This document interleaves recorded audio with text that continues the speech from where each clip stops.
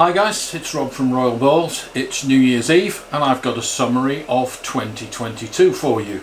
Let's review all of the clutches that I had. 9 clutches this year, not my biggest season in terms of numbers, but in terms of quality, very impressive. I've been a little more selective this year. I still have a number of females that I'm continuing to pair that may actually still go on to lay early in the new year. So my season kind of is just carrying straight along. So let's have a look at the year in review. So clutch number 1 that hatched out in early August was a banana clown het albino trying to prove out a double het, a possible double het clown albino female. She did prove out to be clown. And we got several visual clowns. All the bananas were male, since the male was a male maker, and all the non-bananas, and we did get a couple of clowns, were females. So a typical male maker, and I include the female clowns here for completeness from clutch number 1. I like the unbroken dorsal stripes in my clowns. Clutch number 2 back in August was my Silky Way or leopard ivory to an asphalt, and we got 3 leopard freeways just like this one. Typically all 3 of them are in deep shed just when I need to video them and they're not looking at their best, but I think everybody will remember that clutch. And good sex ratios too. We got a lot of females in that clutch. This is a female. We got 2 females and 1 male, which is absolutely awesome. So leopard freeway, clutch number 2 in August. Clutch number 3 in early September was my Enchi Cypress Ivory to a normal female, and yes, we did prove out Cypress. Here it is, Cypress Yellow Belly, and I think you'll remember this clutch. We're still hanging on to these guys. There were a couple of the Enchis that we weren't sure, and I'll review those at a later date because I'm now fairly certain that at least one of those yellow belly Enchis is actually Cypress, but this is Cypress Yellow Belly. We got 3 definite Cypress Yellow Bellies and then the Enchis that we weren't sure, and you can see the head stamp there with the very light colour behind the head. These are actually colouring up as they get older, which makes it easier to identify them, and that bright blushing at the back of the head extends down the neck here, which is one feature allowing us to recognise Cypress. Clutch number 4, which hatched out in mid-September, if you remember, was my Savannah female or Cinnamon Mojave paired to a Fire Clown male to make the hets that we need in order to get Cinnamon into our clown project. And this is a Fire Savannah. So all 3 genes in this guy here, and of course they're all in shed as well. How typical. 12 babies in this clutch and only 4 of them females. Clutch number 5 that hatched out around the same time was my maternal incubation clutch, and that was my Camo Sable paired to an Orange Dream Yellow Belly, and we wanted to see what the interaction of a dark gene like Sable would be with Orange Dream Yellow Belly. And of course the female is also pinstripe, so we only got that combo in a pinstripe, but you can see the awesome deep orange colour on this guy here. This is a pinstripe Sable Orange Dream Yellow Belly, so we will be working hard with Sable and Orange Dream to make some more of these deep orange combos because I think it works extremely well. I did a whole series on the maternal incubation clutch. They took 72 days to hatch, but hatch they did, and these guys are all doing fantastic. Clutch number 6 that hatched out in early October was my attempt at a Super Vanilla. It was a Vanilla Clown female paired to that awesome Pastave Enchi Vanilla Het Clown male, and sure enough, this is the Super Vanilla. It's actually an Enchi Super Vanilla. And let's see if I can get it to open out so you can see the head stamp on this guy here. The vanilla has turned the head stamp completely white. And this is an awesome coloured snake. So Super Vanilla, which means that all her offspring will be vanilla, which is just fantastic. A lot of potential in this girl. She will be staying, of course. But that's my Enchi Super Vanilla Clown from clutch number 6. Clutch number 7 that hatched out in early December was my lavender clutch, and I've just done a review of that. That was the last video that I put out. That was a review of Fire in Lavender, which is not necessarily the best choice for lavenders, but this is a straight lavender and no other genes in this, just a straight lavender. This is a female, and she is going to be useful moving forward because she doesn't have fire in her. So that was the lavender clutch. Clutch number 8 from mid-December, you will remember, is my Generation 2 Iron Man clutch, and I'm not going to show you any of those. They've just started to shed, and I'm going to do a video on head stamps. I did review them while they hatched out, but I haven't been through them since they shed. They have now shed, and trust me, you're in for a real visual feast with this clutch. Some awesome babies in that clutch. And finally, guys, right on Christmas Day was my Desert Ghost clutch. These are all now deep in shed and are looking very, very grubby, not looking very Desert Ghosty at all.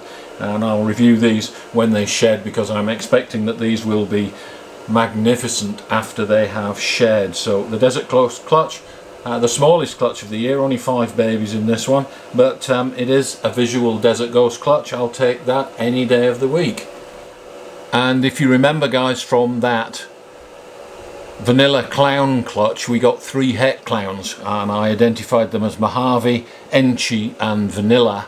And this vanilla is actually an Enchi vanilla, not just vanilla. My mistake, I misidentified that one. You can see on the head there the wide eye stripes. It has the hoof shaped head stamp, and it is actually quite strongly banded with lots of flames and a really nice dorsal stripe. So my bad, I misidentified that one first time out. I identified it as straight vanilla. It's not, it is actually a vanilla Enchi het for clown. This year I've been showing you a lot of stuff on the terrarium. There is a terrarium series with the behavioural studies on the snakes that have been in here. There is a female in here now, and she is actually in the surface hide.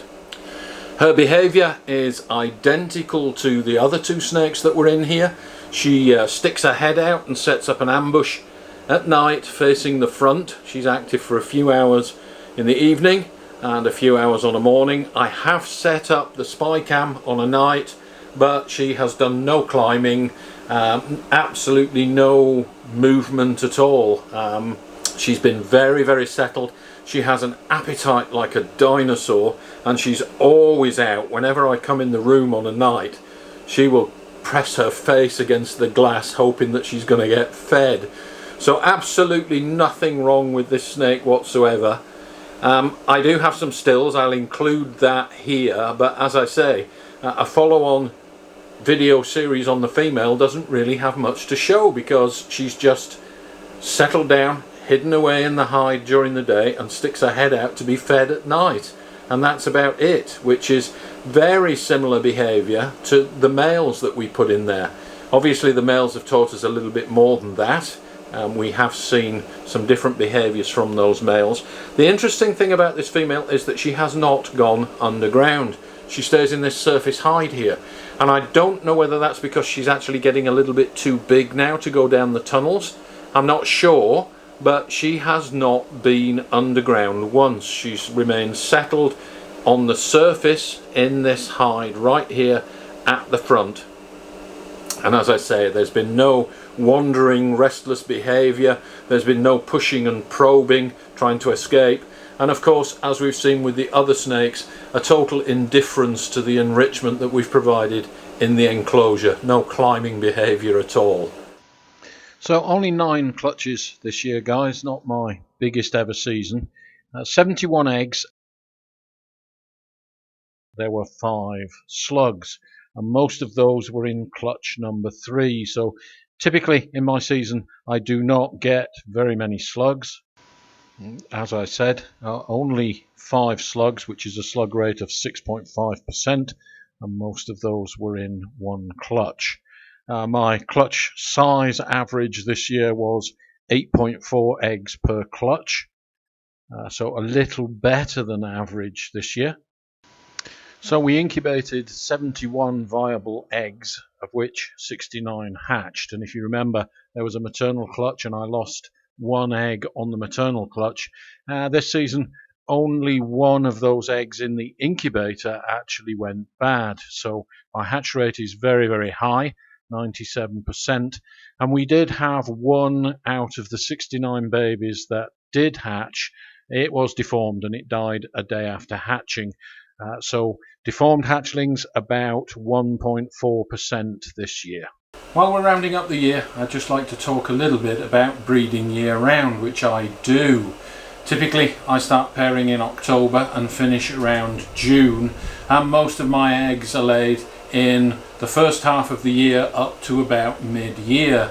But as the seasons have progressed, my females have been getting later and later, and my season is now extended right through to December. So some females that used to lay early are now laying late, and some females that used to lay for me have skipped a year and haven't bred at all. And I'm finding that most females will actually take a break every few years. I have very few females that breed for me every year, and many of my females this year have taken a year off of their own volition. I have a number of new females that are put into the breeding roster every year, but typically with first time females I find females in their second year, 18 months to 2 years old, before you start pairing, even if they are well over 1500 grams, bowl wrapping and lock with the males every time. Very few of those 2-year-old females go on to actually give a clutch of eggs. Many of my first time females at that age will reabsorb if I try to breed them, and typically I don't anymore because my success ratios are so poor. I usually wait an additional year. So for females that are 2.5 to 3 years old, females in their 3rd year, typically most of those will breed at the first attempt.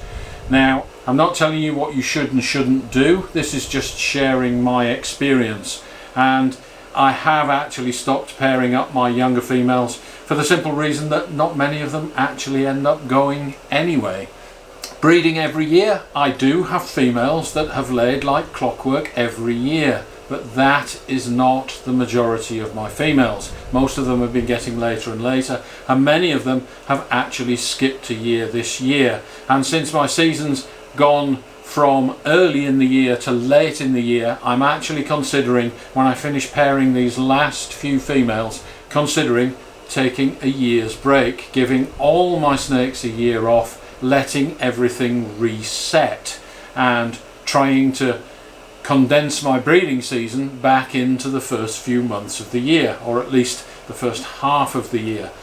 ARP did not breed this year. He has skipped a year, and typically he will do this from time to time, and after his snakes have missed a year, typically the vast majority of his females, 80% of his females, will give a clutch of eggs. And then with each successive year that we try to breed those females every year, the percentage goes down and down and down until eventually he takes a reset and skips a year's worth of breeding. So I am at that stage now where I have a number of young females coming onto the roster this year that I will probably pair. But my adult females that have bred every year or even skipped a year over the last few years, I'm considering taking a year's break. So next year might be higher quality and even fewer clutches again. So I'm thinking along those lines, guys. It appears, at least with my snakes, that they do not want to breed every year. They've been getting later and later, and many of the females are now starting to skip a year. So I'm thinking that I may enforce a skipped year and see if we can get everything back on track. And before we finish, I just want to give you an update on the iconic snake that ARP produced last year, 2021. She's coming up for nearly a year and a half old now. This is Sher, and she is a pastel leopard enchi, orange dream yellow belly, vanilla possible Mojave. So a 7 gene animal. All the genes are incomplete dominant and will stand a chance of showing up in the offspring, and she will be ready to breed early next year. So drop down in the comments below, a 7 gene animal, what can we put into this animal to improve it? We do have some ideas, but breeding this animal with 7 genes is already a 1 in 128 possibility of reproducing it. So it's going to be awful tough to reproduce it and add genes as well. But ARP will be breeding again this season, and never underestimate what that guy is capable of producing. It's been a good year on YouTube for me as well. I started the year with about 2,700 subscribers, and I'm now up to almost 3,300 subscribers. I've added about 500 subscribers this year, which is absolutely awesome. And thanks to all you guys that contribute to the channel, that watch my videos and that comment on my videos. You guys are all awesome. So there we go, guys. That about wraps it up for this video, and that about wraps it up for the year. Hope you guys have a fantastic new year, and looking forward to an awesome 2023. Thanks for watching. Don't forget to share, like and subscribe. Happy New Year, and we'll see you next year.